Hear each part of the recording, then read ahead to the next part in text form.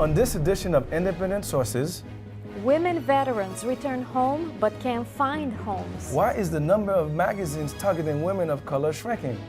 And how producers are trying to add some color to the Great White Way.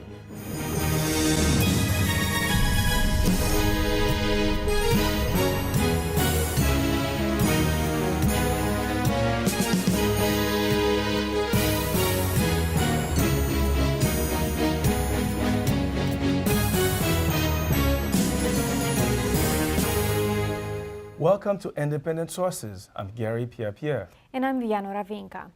The figures are startling. 1 out of every 10 homeless veterans under the age of 45 is a woman. That number is expected to increase as more women serve in the armed forces. What's more concerning to lawmakers and veteran groups is that the federal government is struggling to deal with post-traumatic stress disorder, brain trauma, and other injuries in male vets, and are even less equipped to deal with this in the female population. I spoke with veterans Vanessa Smith and Kalima Desuze, as well as veterans advocate Marian Moorer, about the homeless issue and the available services for returning female vets. Marian, more women are obviously serving in the military nowadays, and according to the Department of Veteran Affairs, the share of female veterans who end up homeless upon returning home has nearly doubled over the last decade. Why do you think that is?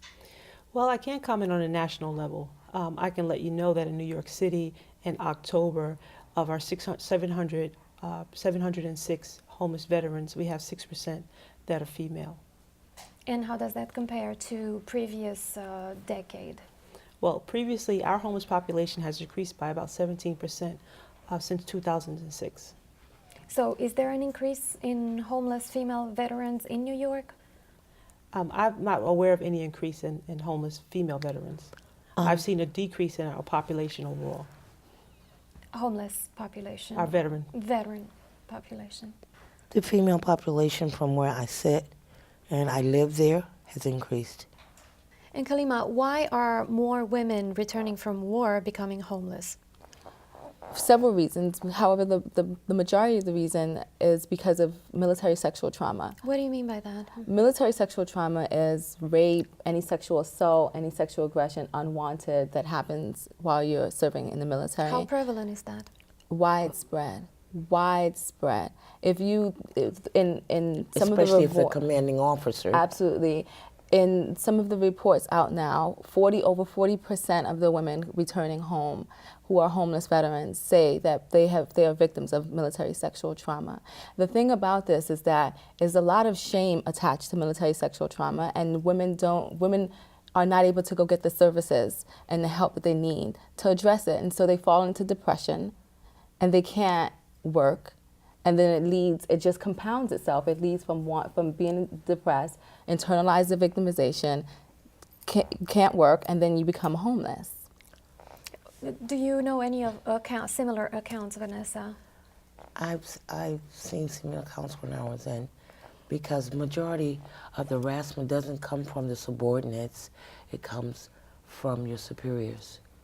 And we feel, especially non-commissioned officers or the enlisted, we're afraid to say so, who would take us serious or have us expeditiously put out the service, right, or take our rank from us. And we have families, so we can't afford to lose rank, because when you lose rank, you lose money. Yes.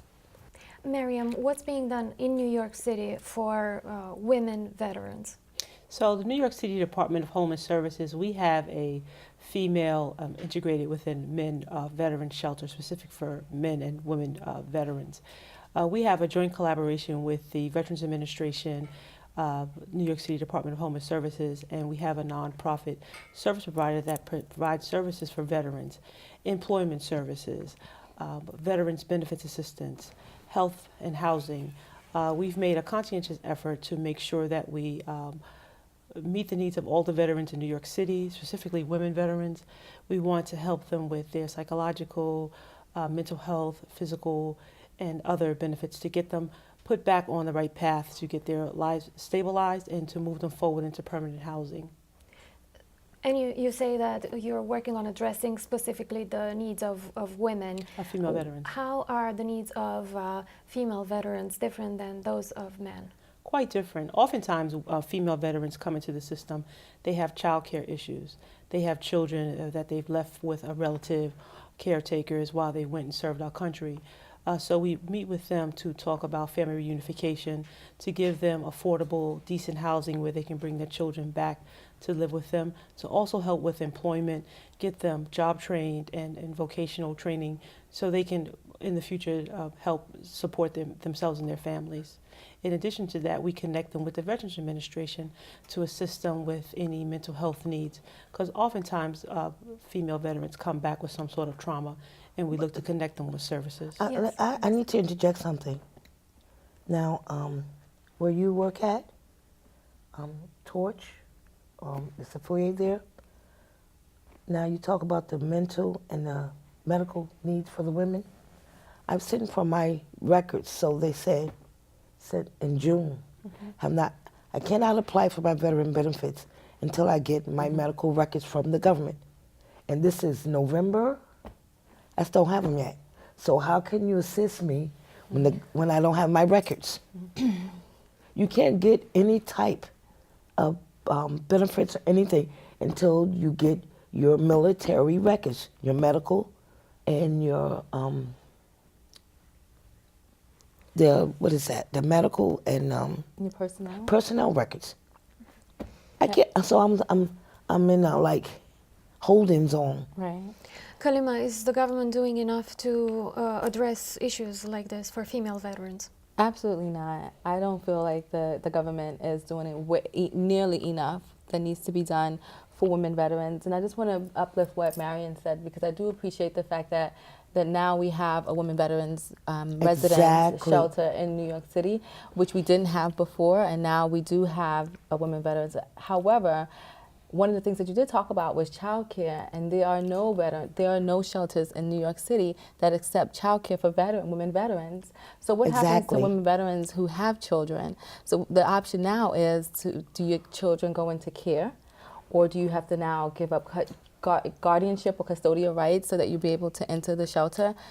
So I think that although the government would like to believe that they're doing a lot of work, if we are thinking with a womanist framework, if we're thinking as women or for women on behalf of women, the first thing we always have to think about is the fact that women are primary care providers. And therefore, all shelters or the shelters that we provide for women veterans should offer child care. And even if they had to go to the regular shelter system, the PAP system, there are no shelters that accept, there are very few shelters, I should say, that accept male children under over the age of 15. So if you have a male child that's 15 or over, the likelihood of you being placed in a shelter or temporary housing is very slim. No, but you cannot.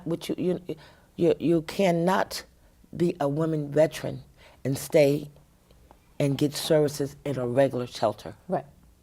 Right, because they automatically... We can't do that. Right. They automatically will send you support in Avenue. Yeah.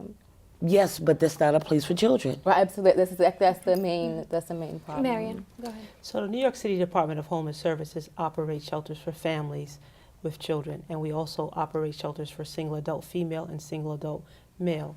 The New York City Department of Homeless Services certainly provides services to female veterans with children, but it's not a specialized shelter for female veterans. I think that's the point that Kalima was trying to make. We do offer services for female veterans who have children, and they can be over the age of 15, but there's no one special local, there's not one area, not one specific shelter targeted for female veterans only with children. Final thoughts from each of you, if you would. I absolutely uplift all the work that New York City has done, and to say that New York City is doing above and beyond anyone else is sort of a little bit over-exaggerating. I think it's sad, actually, that we only have one shelter for women veterans. So just because we have one doesn't mean that we're doing better. It means that the landscape is very dismal and is lacking in services for women veterans. And final comments, and what you say, Marian, is absolutely correct about the Veterans Administration. I'm a veteran, and I have to go to the VA Medical Center, and I don't feel, I'm an object when I walk through the door. Men look at me as if I am a car and comment. And although, you know, they may not mean it, and they're setting up a particular environment where I don't feel safe. So imagine women who have trauma around military sexual trauma or have experiences around that. Are they going to actually go to the VA Medical Center? No. No. Marian, quick thought? I think that New York City is a model nationally, and I think that we could do more for female veterans. But I want to highlight that, again, that New York City has a female shelter that's solely for women, and we're totally committed to meeting the needs of all the servicewomen that, and men that come to New York City to prevent them from becoming homeless. Vanessa, you have the last word. Well, I don't know if I could ever give the last word, but I don't think that the government is doing enough for the homeless veterans, be it women or men. I work for the Veteran Support Organization, and they've done more for the homeless people than the government or New York put together. It's a shame. Be you man, be you woman. It's a shame for a veteran that served their country to be homeless. Thank you very much for being here in studio with us today. Thank you. Thank you. Still to come on Independent Sources, why is a viable female market being ignored by some magazine publishers? But before that, Marlene Peralta with some other news. Thanks, Vianora. Here's a look at some headlines from the ethnic media. While Americans anticipate what the new government post-midterm elections will do to improve the economy, the Arab world is concerned about Washington's approach towards the wars in Afghanistan and Iraq. The American media reports that Arab journalists are asking, will President Obama be more aggressive about the peace process in the Middle East now that Republicans have made a comeback? Political pundits say the war's outcome will be crucial for President Obama to win re-election in 2012. From the Amsterdam News, although the Freedom Party did not get the 50,000 votes to become a state-recognized party, its gubernatorial candidate Charles Barron told the paper he was very happy with the outcome. His party received a little over 20,000 votes with just a 4-month campaign. Barron said all those votes are just an indication that New Yorkers want the Freedom Party to exist. Caribbean Live reports that despite the Cuban government's strict control of the press, the Catholic media is growing quickly on the island. There are several small publications that reach more than 250,000 Cubans. They include 46 bulletins and magazines, 12 websites, and 7 email newsletters. Catholic Church officials attribute this success to the message of unity the publications offer rather than serving as a voice of protest or opposition. And finally, from El Diario La Prensa, some nonprofit organizations, young people, parents, and local politicians have formed a coalition to create a better future for Puerto Rican youth in New York. The coalition, called Moving Forward, is a response to the discouraging statistics released by the Community Service Society. According to the report, Puerto Ricans ages 16 to 24 have the lowest rates of school enrollment. The report also states that regardless of place of birth, Puerto Rican families have a higher poverty rate compared to other Latinos. Those are just a few headlines from the ethnic media. Back to Garry and Vianora in the studio.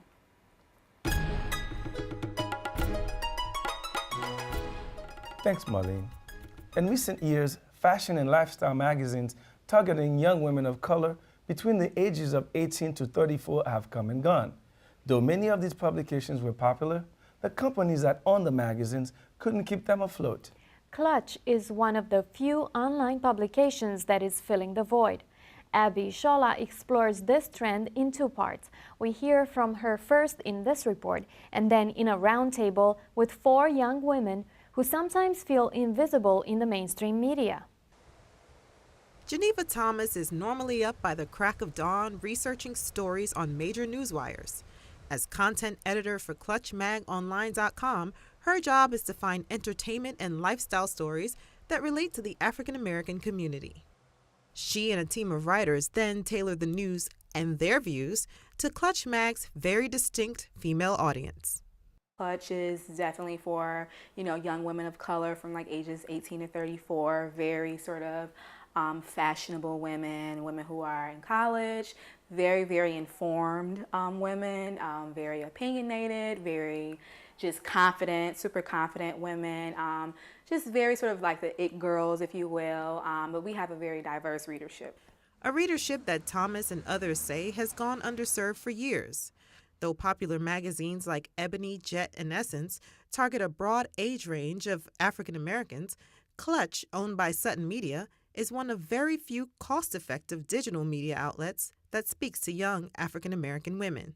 I think that, while I can pick up Essence and sort of, see some really cool things like, okay, the beauty pages or maybe like, what's happening now in terms of news, I think that it's really speaking to like older Black women, like my mother's age. There's concerns about, okay, how to pay your mortgage or how to get your credit down. And it's like, those are concerns for us, but not immediate concerns. Like we're more concerned about how we're going to pay our rent and how we're going to pay student loans and how to get a job. And, my boyfriend looked at me that way. What does that mean? Clutch isn't the first to cover this market. In 2004, Essence Communications released Suede magazine.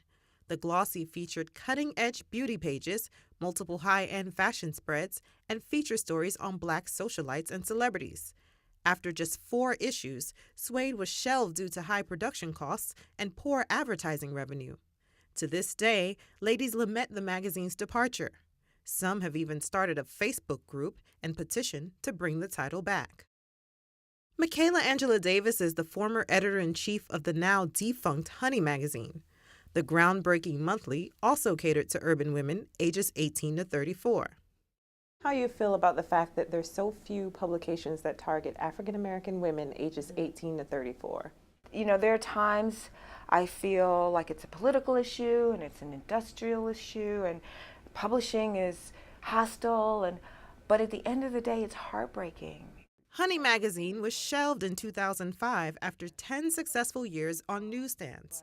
Davis says though the magazine secured 1.5 million readers and over $1 million in advertising revenue, the struggling company that owned the title couldn't stay afloat. The rest of the world doesn't get to hear our voice. They don't get to benefit the way that we can, look at Teen Vogue, or we can have a cultural exchange with other magazines that target that audience that aren't Black. We get to learn about them, so the cultural exchange is cut off. Sahara Media, founded by a former music executive, later purchased Honey and publishes the title as an online magazine catering to the same audience. Still, Davis says, there should be a print publication to represent the demographic. If one Black girl falls or one Black girl's magazine falls, people don't scurry to go pick her up and let's go brush her off and help her and go over here, Redesigned and restaffed at least 3 times. They could see a vision for that. Entertainment Weekly was not lucrative for over 5 years. But they could see a vision for it. They're like, oh, we know this can work. They can envision it because it's their culture. So I think it's hard for people to really envision Black girls. And I think it's very hard for them to invest in Black girls, even though we were profitable. It's the same at Clutch, where there's been a struggle to convince big companies to advertise, even though the site boasts 250,000 readers. But the leaders at Sutton Media aren't daunted. The company recently launched a fashion blog and has a men's website in the works. For Independent Sources, Abi Ishola. So we'll start with you, Samantha. Sure. How do you feel about lifestyle magazines like Ebony and Essence? They're not magazines that I ever pick up. If, I'm at the doctor's office and there's an Essence, I love it, and I might try to sneak it home. Yes. Right? It's a magazine you borrow. Okay, but I wouldn't really, I'd probably buy something else if I had to choose. Why is that, though? It doesn't speak to me completely. I feel like as a Black woman, Essence speaks to me because, if you're talking about fibroids or HIV rates in the Black community, as a Black woman, it speaks to me. As far as my own sense of style or my lifestyle, not so much. And it's great to see that Black beauty on the newsstands every month, as well as Ebony magazine. But for me, I feel like it's the same magazine every month. You know, it's sort of just a different cover. And then after a while, some of those covers seem like the same cover. How many times have we seen Mary J. Blige on the cover of Essence magazine? Love Mary J. Blige to death. But I don't need to see her on the cover again. Like, let's see some new, fresh faces who are just as talented and just as fresh as Mary. I have to agree with you. I feel like I'm tired of seeing the same people. Like Beyonce, I think has done both like 10 times each time. And I'm just like, okay, like you said, we need to bring more people that are accomplished or that are up and coming. I don't see why not. There's a reason why there's a Beyonce, Mary J. Blige, and you know, the same people on the covers, because those are the people that people will buy and that appeal to a sort of wide swath. And we have to recognize that, you know, Essence is a business, and you know they're fighting for, you know, those newsstand dollars as much as, you know, Vogue is, which is why Vogue is also has the same you know, cast of people, you know, on their covers. So I think that, and I think that Black magazines specifically have a hard time because, you know, whereas we will go out and buy a Vogue and an Elle, it's really, I've never seen any of my white girlfriends pick up an Essence or an Ebony.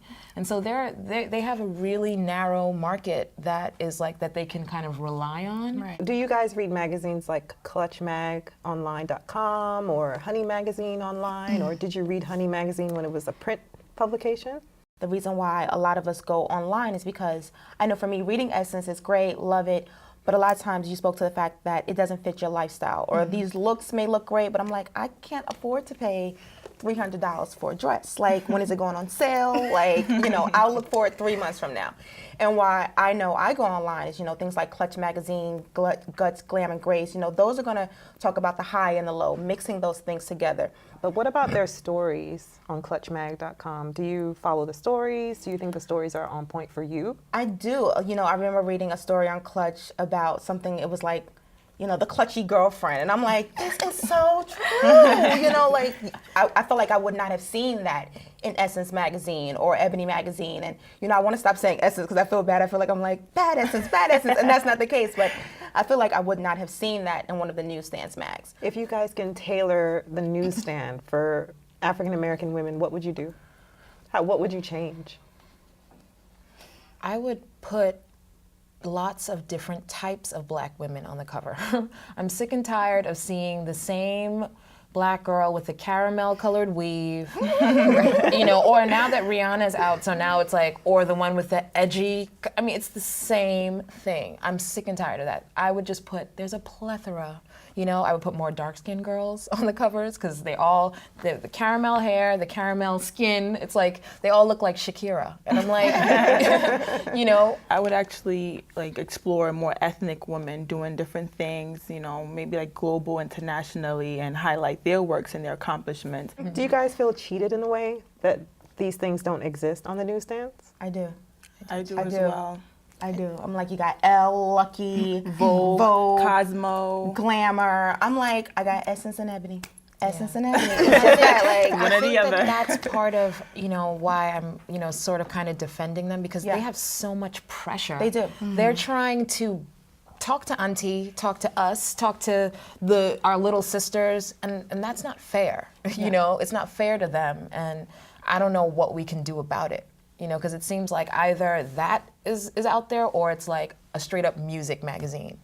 And that's cool too, but like we're talking about fashion here, you know, what's a good lifestyle women's magazine that we can look to that speaks to us? When we come back, can productions about people of color find an audience in the great white way?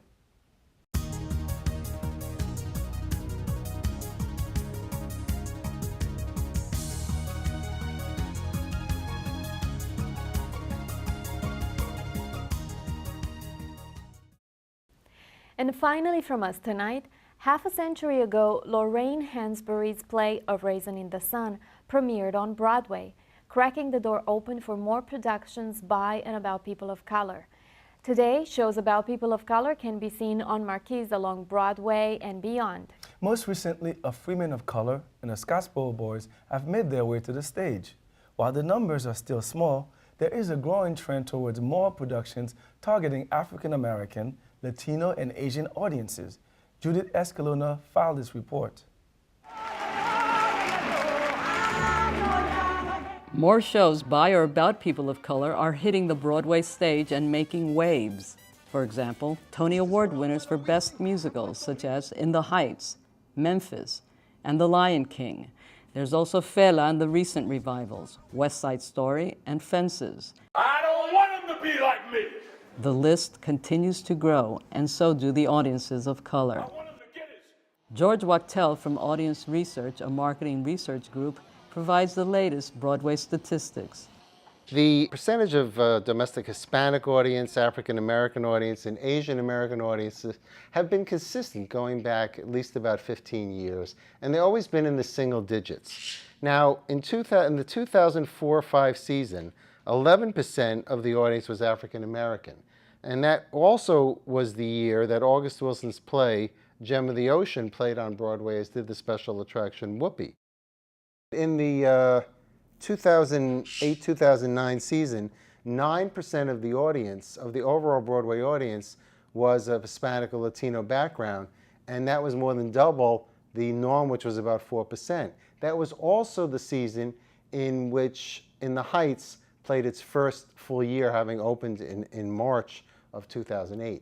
Broadway producers now see these periodic spikes in audiences of color as an unexplored market waiting to be mined in big cities like New York. With 2009-2010 ticket sales down 3%, they're looking for new ways to attract audiences. Patrick Pacheco, correspondent at large for the LA Times, says Broadway producers are now turning productions into events. One marketing strategy is casting celebrities like Denzel Washington in Fences and Sean Puffy Combs in A Raisin in the Sun. If you look at it from an historical point of view, Raisin in the Sun, written by Lorraine Hansberry in the 50s, was probably largely attended by white audiences, with a new audience of black members coming to see a play and a drama that reflected their lives. When it was revived several years later, within the past decade, with a star, Sean Combs, in it, it drew a substantial black audience, drawn by the celebrity, but also, again, because it was about their lives. It was a tremendous hit. And I think that the tremendous success of the revival of Raisin in the Sun made people, a lot of producers, pay attention. Attracting new audiences also means finding new material that brings a black, brown, and yellow tinge to the Great White Way. But mounting a production with a predominantly ethnic cast can be very risky financially, as Susan Haskins, the co-host of CUNY TV's Theater Talk, explains.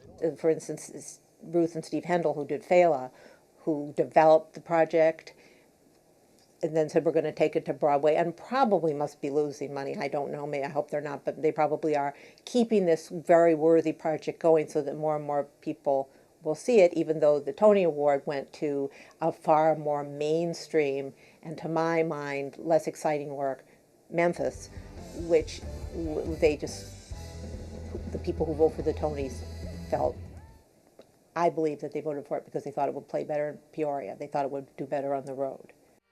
And there's the rub. An audience of color can support a show initially, but that will not guarantee its success. In order for a production of color to succeed, it needs to attract the wider theater-going audience, at least for now. I'm Judith Escalona, Independent Sources. That's our show. Thanks for watching, and we hope to see you again next week. In the meantime, stay independent-minded.